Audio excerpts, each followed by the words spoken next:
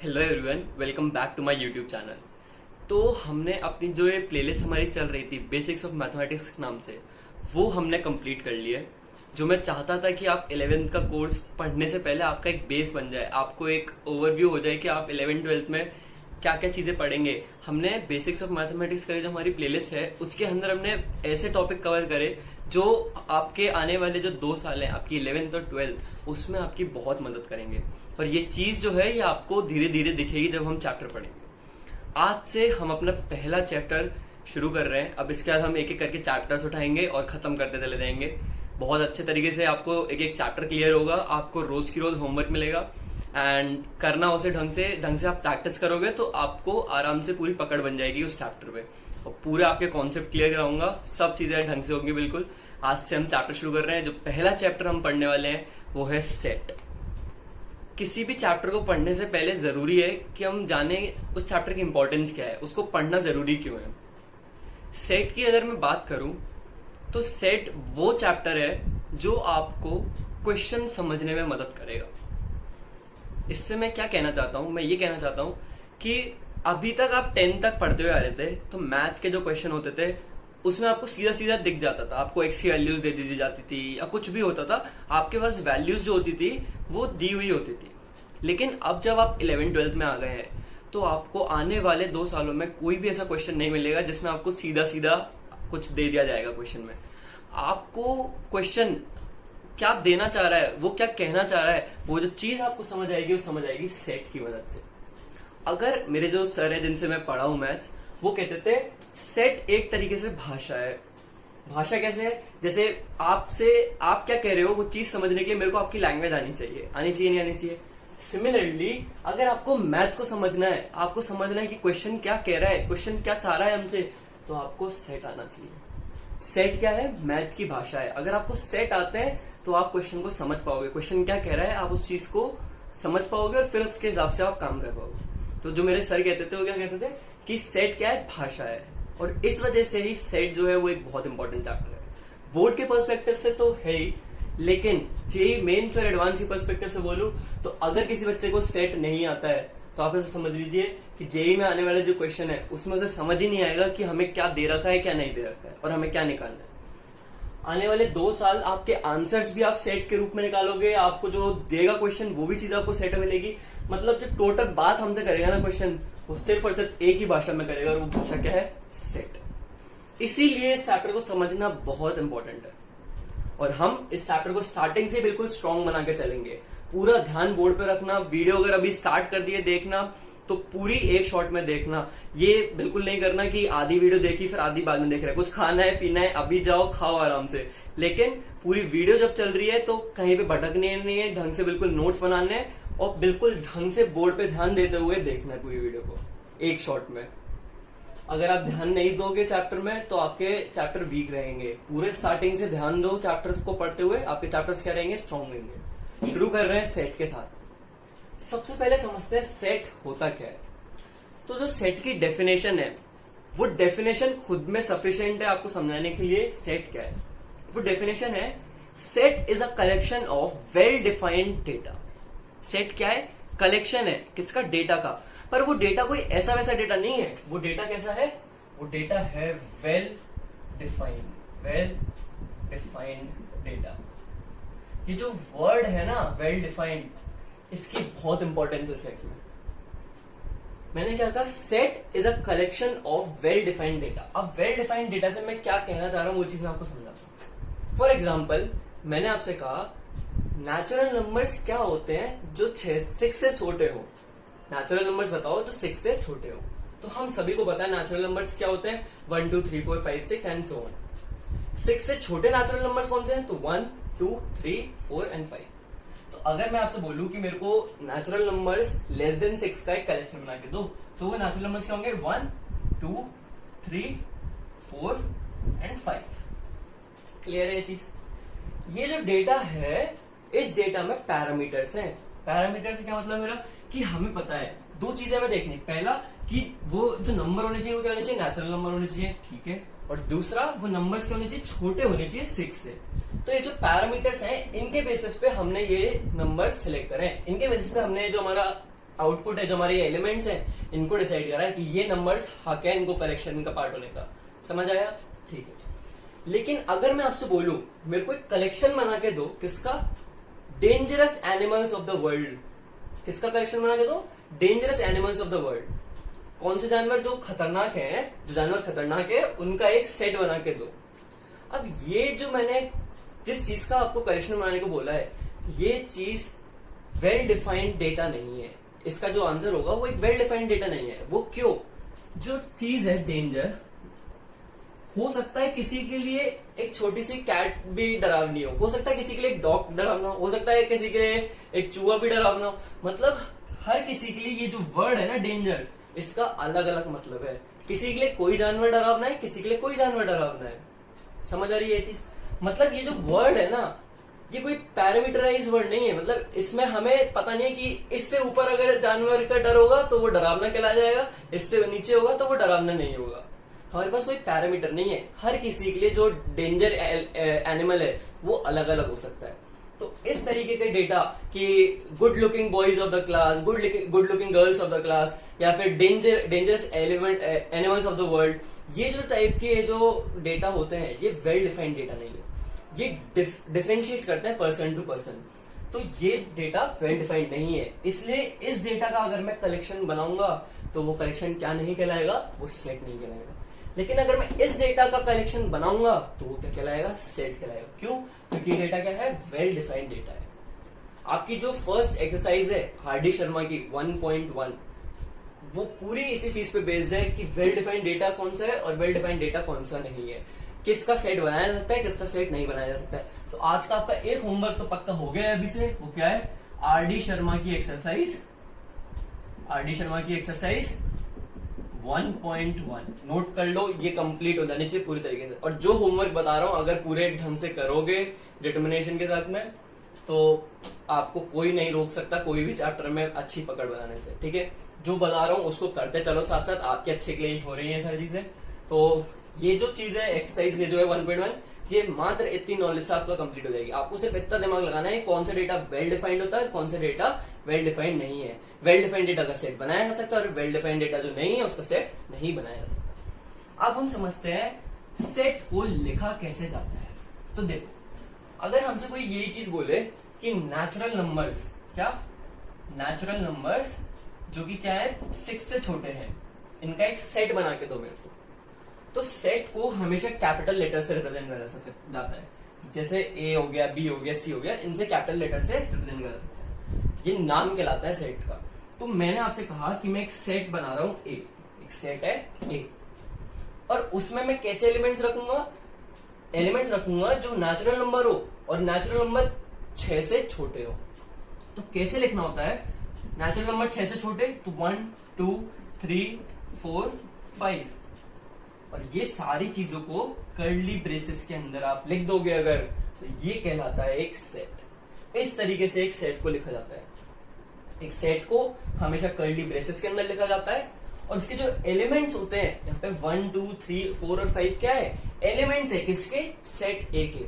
तो जो एलिमेंट्स है किसी सेट के, उनको कॉमा से सेपरेट करके लिखा जाता है। ये है रिप्रेजेंटेशन किसकी? एक सेट की। तो अगर मैं आपसे बोलूं ये क्या है, तो एक सेट है ए जिसके एलिमेंट्स है क्या? 1 2 3 4 5, इसके एलिमेंट्स। ये चीज क्लियर हुई आपको कि कैसे एक सेट को लिखा जाता है। जैसे एक और एग्जांपल हम लेते हैं। अगर आपसे बोलूं इवन नंबर का सेट बनाओ एक जो कि 13 से छोटे हो, तो मैंने एक सेट बनाया बी। इसमें मेरे को क्या रखने हैं? इवन नंबर्स रखने हैं जो कि 13 से छोटे हो। इवन नंबर्स कौन कौन से होंगे? 2 4 6 8 10 एंड 12। ठीक है? ये बन गया एलिमेंट्स। ये तो सारे हो गए एलिमेंट जो इस सेट का पार्ट होने चाहिए। लेकिन हमें अगर इसे एक सेट का रूप देना है तो हमें क्या करना पड़ेगा? कर्ली ब्रेसेस लगाने पड़ेंगे। एक सेट को कैसे लिखा जाता है? कर्ली ब्रेसेस लगाए जाते हैं, और उसके जो एलिमेंट्स होते हैं उन्हें कॉमा से सेपरेट करके लिखा जाता है। ये है रिप्रेजेंट करने का तरीका किसी सेट को। कैपिटल लेटर से नाम लिखा जाता है सेट का, और इस तरीके से सेट को लिखा जाता है। क्लियर हुई चीज? देखिए, साथ में हमारी जो बुक्स होती हैं, आरडी शर्मा हो गई या एनसीईआरटी हो गई, इन्होंने कुछ अल्फाबेट्स को पहले से फिक्स कर रखा है किसी टाइप के सेट को रिप्रेजेंट करने के लिए। मैं क्या कह रहा हूं मैं आपको समझाता हूं। एन से, कैपिटल एन से हम रिप्रेजेंट करते हैं सेट ऑफ नेचुरल नंबर्स को। कैपिटल एन से हम क्या डिनोट करते हैं? Set of natural numbers. Natural numbers हम सभी को होता है, क्या होता है? 1 2 3 एंड सो ऑन, 1 से इनफिनिट तक। तो ये कैपिटल एन से हम क्या डिनोट करते हैं? Set of natural numbers. इसी तरीके से जेड से हम डिनोट करते हैं सेट ऑफ इंटीजर्स। क्या डिनोट करते हैं? Set of integers. इंटीजर्स हम सभी को होता है -1 1 +2 -2 -3 -4 0। ये जितने भी नंबर्स का सेट होगा, जितने भी नंबर्स का एक सेट होगा, उस सेट को हम डिनोट करेंगे किससे? कैपिटल जेड से। ऐसे ही जेड प्लस अगर मैंने कर दिया तो ये क्या है? पॉजिटिव इंटीजर्स का सेट। अगर ये इंटीजर्स का सेट है तो ये क्या है? पॉजिटिव इंटीजर्स का सेट। और इसी की सीरीज में जेड माइनस क्या है? नेगेटिव इंटीजर्स का सेट। साथ ही साथ डब्ल्यू से हम होल नंबर्स को रिप्रेजेंट करते हैं। ठीक है, डब्ल्यू से हम क्या रिप्रेजेंट करते हैं? होल नंबर्स को रिप्रेजेंट करते हैं। तो ये कुछ टर्म्स है, ये कुछ अल्फाबेट्स हैं जिनको पहले से फिक्स करा हुआ है कुछ टाइप के सेट्स को रिप्रेजेंट करने के। तो ये आप दिमाग में रखिए, जब आप आगे क्वेश्चन करेंगे तो हो सकता है आपको दे दें कि कोई नंबर, आप एक सेट बनाओ जिसके जो एलिमेंट्स है वो एन को बिलोंग करते हो, यानी कि वो नेचुरल नंबर्स हो। तो आपको ये नहीं लिख के देंगे कि आप नेचुरल नंबर्स का सेट बनाओ, जो नंबर है वो नेचुरल नंबर्स होने चाहिए, वो बस आपको एन लिख के दे देंगे। तो हमको समझ आना चाहिए कि एन लिखा है मतलब नेचुरल नंबर्स का सेट बनाना है। ठीक है, तो ये चीज जो है ये आपके लिए जानना जरूरी था, इसलिए बता दिया। अगर आपको और ऐसे अल्फाबेट्स का मीनिंग जानना है तो आर.डी. शर्मा आप खोलेंगे, जैसे उसमें स्टार्टिंग में ही फर्स्ट पेज पे स्टार्टर की ये काफी सारे दिए हुए हैं, आप उन्हें एक बार देख लीजिएगा। ये सिर्फ आपके लिए जानना जरूरी था। तो हमने क्या क्या समझ आ गया? वेल डिफाइंड डेटा क्या होता है, हमने सेट को रिप्रेजेंट करना सीखा। ये सारी चीजें एक बार आप नोट करिए एंड फिर हम आगे बढ़ेंगे। तो जो अगली चीज हमें पढ़नी है वो है एक सेट को रिप्रेजेंट करने के तरीके। किसी भी सेट को दो तरीके से रिप्रेजेंट करा जा सकता है। एक तरीका, किसी भी सेट को लिखने का दो तरीके होते हैं। एक तरीका होता है set builder form, set builder form, ठीक है, और दूसरा होता है रोस्टर फॉर्म। कौन सी फॉर्म? Roster form. ये दो तरीके हैं जिनकी मदद से हम किसी सेट को रिप्रेजेंट करते हैं। हम एक एक करके दोनों तरीकों को समझेंगे। बहुत आसान है, आपको एक मस्त ट्रिक बताऊंगा इनको समझने की, और ये आपको हमेशा के लिए क्लियर हो जाएंगे। देखो, सपोज करो आप किसी क्लास में हो, ठीक है, और बेंचेस पे बच्चे बैठे हुए हैं। थर्ड बेंच पे सबसे राइट में एक आकाश नाम का लड़का बैठा है। मैंने क्या कहा? आप एक क्लास में हो और थर्ड बेंच पे सबसे राइट में क्या कौन बैठा है? एक आकाश नाम का लड़का बैठा है। अगर टीचर ऐसे कह देता है आकाश आओ और बोर्ड रब करो, अगर टीचर क्या कहता है, टीचर सर क्या कहते हैं आपसे कि आकाश आओ और बोर्ड रब करो, तो ये क्या होगी? ये होगी डायरेक्ट अटैक। मैंने सीधा नाम लेके बोला आकाश आओ और बोर्ड रब करो, ठीक है। इसी चीज को अगर मैं ऐसे बोलता, थर्ड बेंच पे जो सबसे राइट में लड़का बैठा है, मैंने क्या बोला? थर्ड बेंच पे जो लड़का सबसे राइट में बैठा है वो आए और बोर्ड रब करे। तब भी बुलाया मैंने आकाश को ही, लेकिन मैंने डायरेक्टली नहीं बोला, मैंने घुमा के बात बोली। एक होता है सीधा कान पकड़ना और एक होता है घुमा के कान पकड़ना।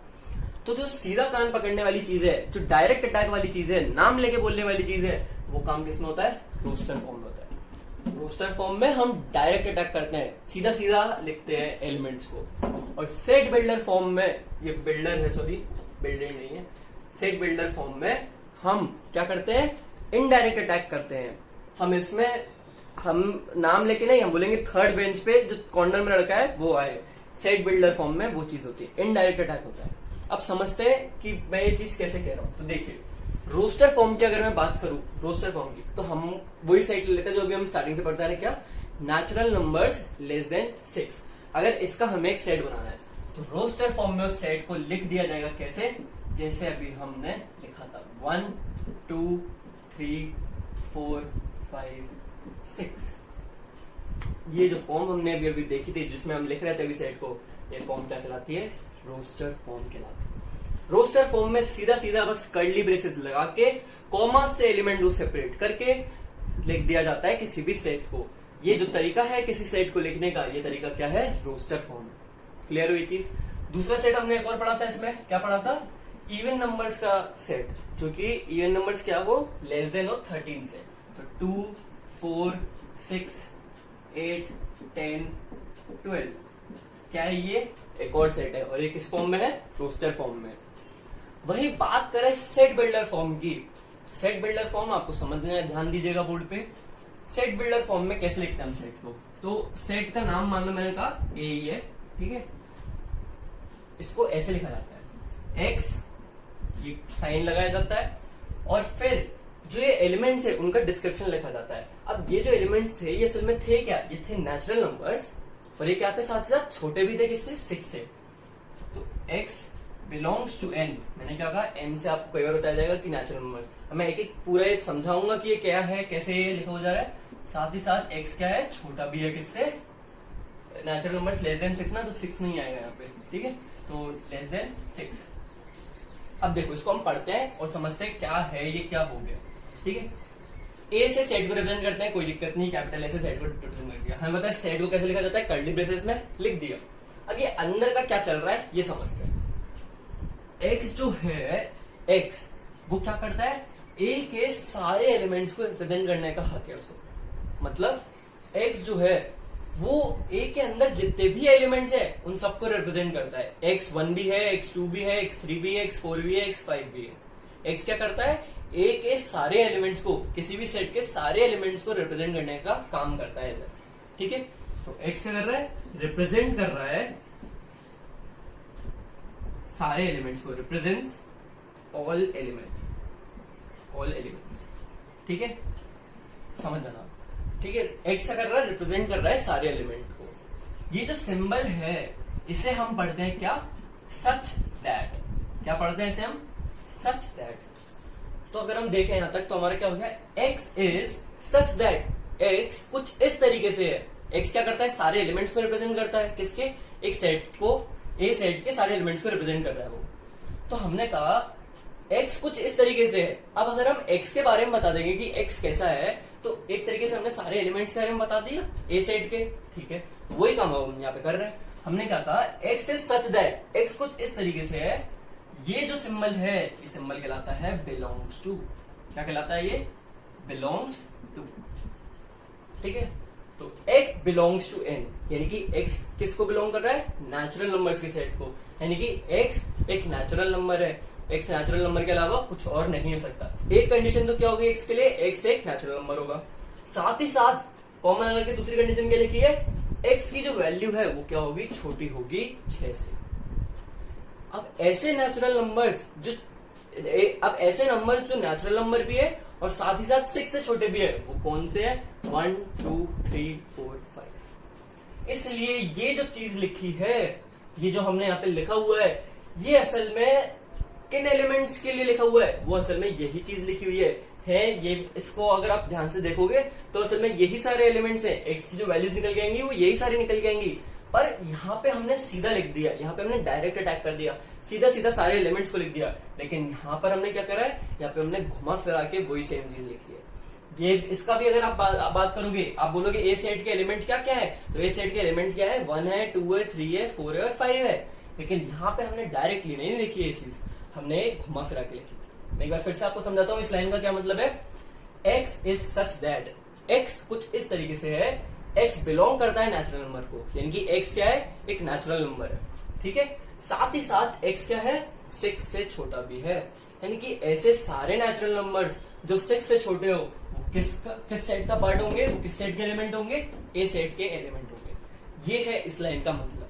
आपको हर एक सिंबल को कैसे पढ़ते हैं और उसका क्या मतलब है ये समझ आना चाहिए। इस सिंबल को कैसे पढ़ते हैं, सच दैट, कुछ इस तरीके से है एक्स, और ये सिंबल क्या है, बिलोंग्स टू, यानी कि एक्स बिलोंग कर रहा है किसे, एक नेचुरल नंबर्स के सेट को। मतलब एक्स जो है वो नेचुरल नंबर होगा, इसकी एक कंडीशन है, और दूसरी कंडीशन क्या है, एक्स जो है वो 6 से छोटा होगा।